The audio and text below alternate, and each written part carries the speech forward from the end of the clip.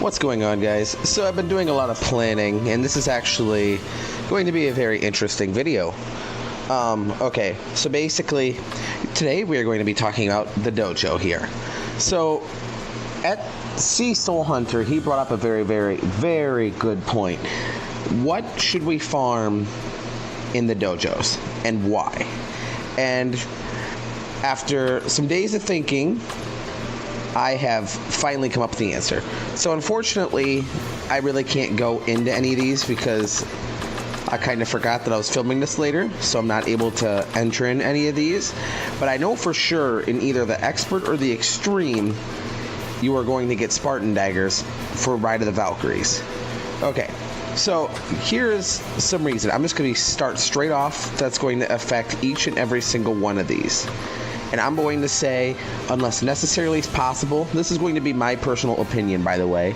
You guys can farm whatever you like. This is just my personal opinion to give you guys some advice. Never, well, I mean, not necessarily never, but I say stay away from, okay, so like the things like the golden mallets, the Jupiter's hammer, iron mark bow, and things of that nature, stay away from. Like the ancient royal sword and the destruction, stay away from as well. The reason why I say this, just like the dojos, the sage wands, staff illumination, mask of sacrifice, the crystal staff, I say stay away from them, and I'm going to tell you why. The Shuriken, Spectre of the Abyss, in Valley of the Broken HALBERD, the Healing Stone, Goblet of the Ancients, in the Cursed City. I believe it's the Spartan Dagger in Ride of the Valkyries. And I think it's the Whisperwind Bow and the Ghostly Mantle. I'm not sure if it's the Ghostly Mantle that I'm thinking of, in the Bloody Arena. Okay, the reason why I'm going to start out excluding all of the blue and green items is because of things like the golden mallet and stuff. Yeah, normally they take 20 fragments to basically, was it 20 fragments to collect over time to craft just one?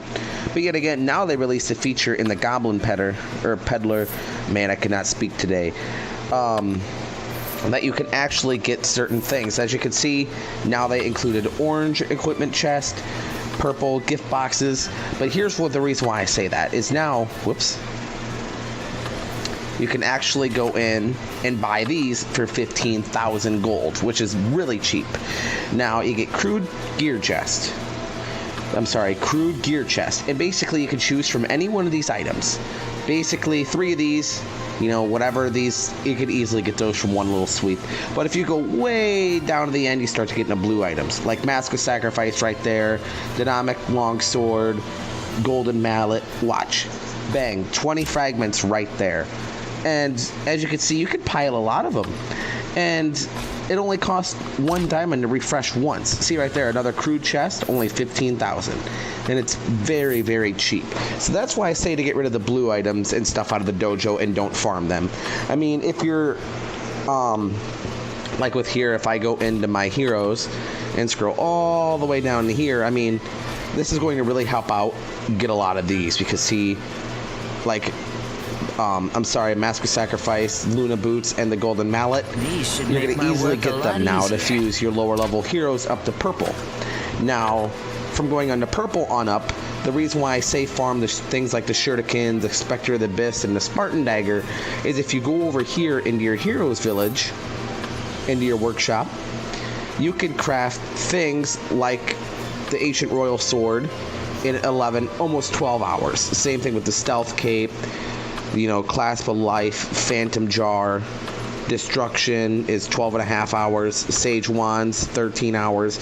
You could easily farm one of them, or actually 2 of the Sage Wands in pretty much a day.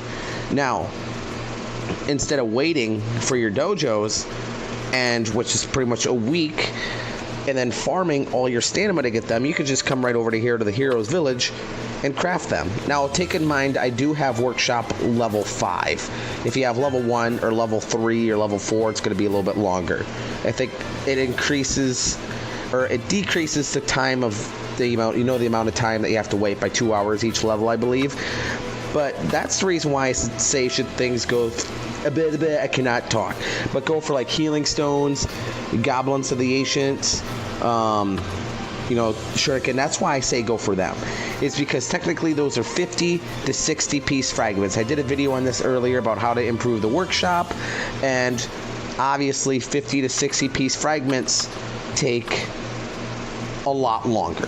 For just, okay, Sage Wand, 40 fragments, Shuriken, 20 extra fragments, but it takes nearly 3 days to craft.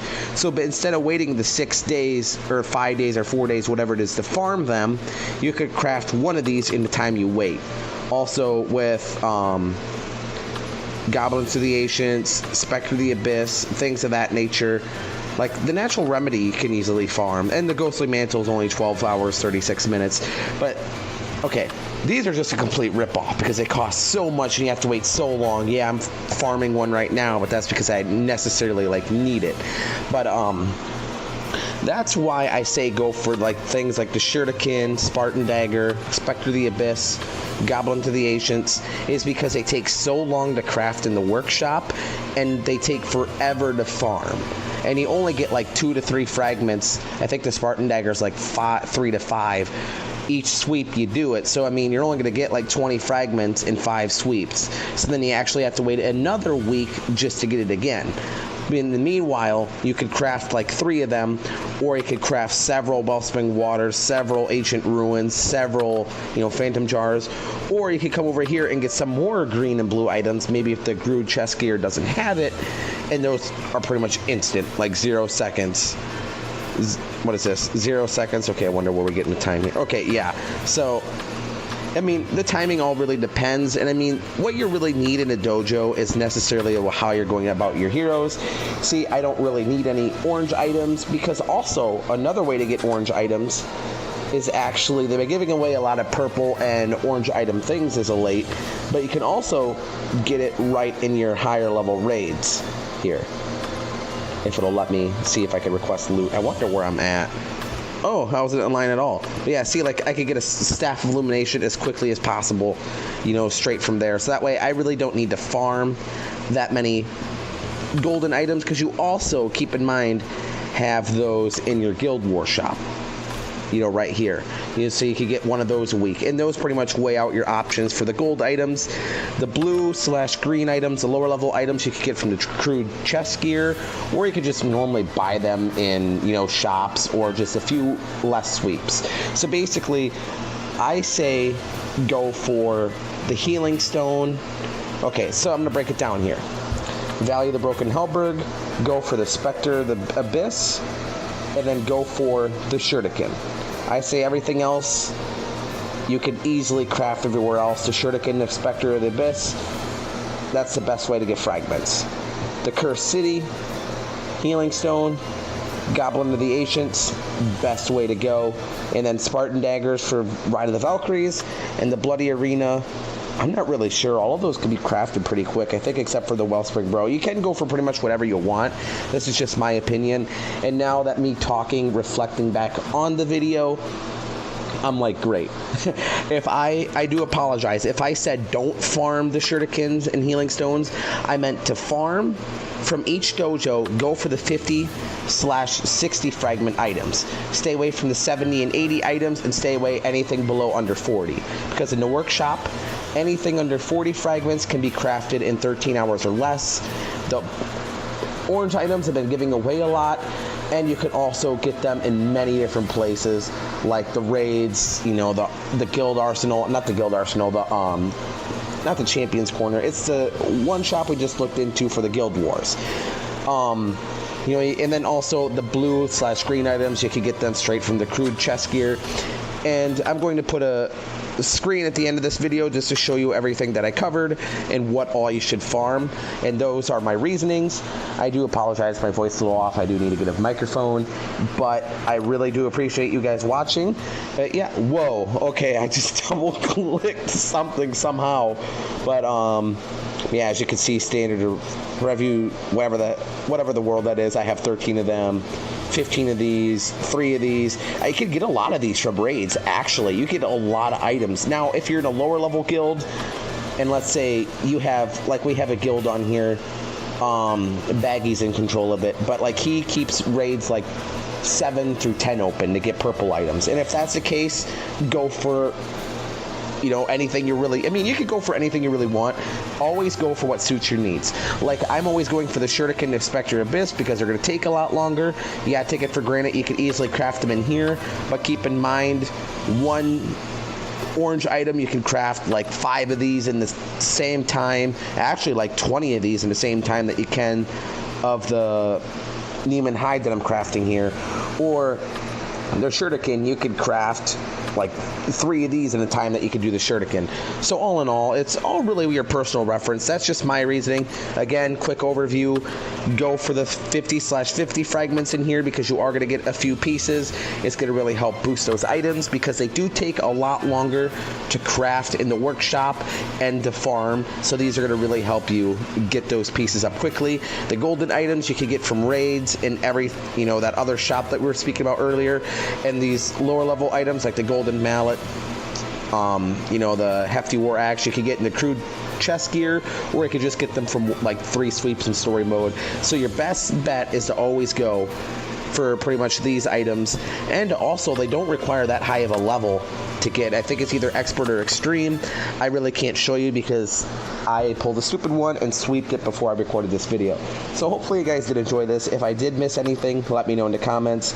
Also, if you guys want to change my mind or give me any tips or ideas, let me know, because this is very interesting. I mean, a lot of times I do go for these items, but like if I need a Commander's Blade, I do go for them, because if you do go for Commander's Blade, you will probably get a few Shuriken, but that will leave out the Spectre Abyss, and you'll actually kind of get less Shuriken that way as well.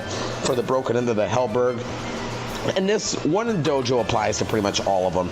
So, I mean, again, it's your own personal reference. I say go for the 40/50 fragment, or I'm sorry, the 50/50 fragments, because those will actually give you a lot more boost. Because, like, some of these magic heroes, you need like 4 Shuriken just to go from purple +4 up to orange. And it's just like crazy. So you need like 300-400 fragments, and the dojos really will help you out with that. Crude chest gears will help you out with the lower level items, and the workshop will help you out with the 40 lesser kind of blue item or purple items because you can craft them so quickly, and then raids will help you out with orange items. So hopefully you guys enjoyed it. Again, if I missed anything, just let me know, and I will see you guys in the next video.